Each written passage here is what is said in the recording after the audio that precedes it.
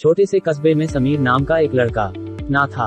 बचपन में ही पिता की मृत्यु हो जाने के रण परिवार की आर्थिक स्थिति बड़ी दयनीय। समीर की मां कुछ पढ़ी लिखी जरूर थी, लेकिन निपाई से नौकरी कहां मिलने वाली थी। सो घर बर्तन मांजकर और सिलाई बुनाई का काम के किसी तरह अपने बच्चे को पढ़ा लिखा रही। समीर स्वभाव से थोड़ा शर्मीला था और अक्सर चाप बैठा रहता था। एक दिन जब वो स्कूल लौटा तो उसके हाथ में एक लिफाफा था। उसने को लिफाफा पकड़ाते हुए कहा, मास्टर हब ने तुम्हारे लिए ये चिट्ठी भेजी है, जरा देखो इसमें क्या लिखा है।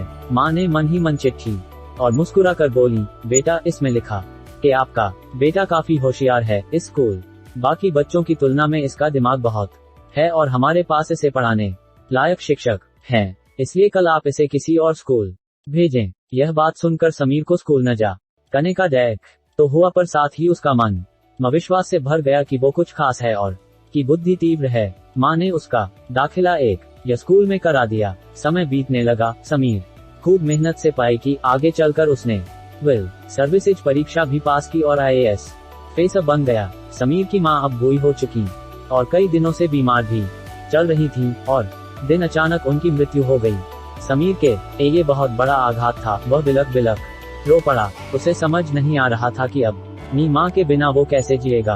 रोते रोते ही ने माँ की पुरानी अलमारी खोली और हाथ में की माला, चश्मा और अन्य वस्तुएं लेकर चुनने उस अलमारी में समीर के पुराने खिलौने और बन के कपड़े तक संभाल कर रखे हुए थे। समीर एक कर सारी चीजें निकालने लगा और तभी की नजर एक पुरानी चिट्ठी पर पड़ी। दरअसल ये चिट्ठी थी जो मास्टर साहब ने उसे 18 न पहले दी थी।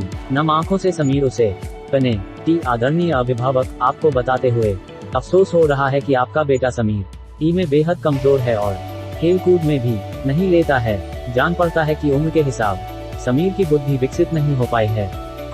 हम इसे अपने विद्यालय में पढ़ाने में असमर्थ। आपसे निवेदन है कि समीर का दाखिला किसी बुद्धि विद्यालय में कराएं अथवा खुद घर पर कर इसे पाएं। समीर जानता था कि भले अब की माँ इस दुनिया में नहीं रही, पर वो जहाँ भी उनकी ममता, उनका आशीर्वाद सदा उस पर रहेगा। भगवान सभी जगह नहीं हो सकते, लिए उसने माएं बनाई से बढ़कर त्याग और तपस्या की मूर्त भला और न हो सकता है।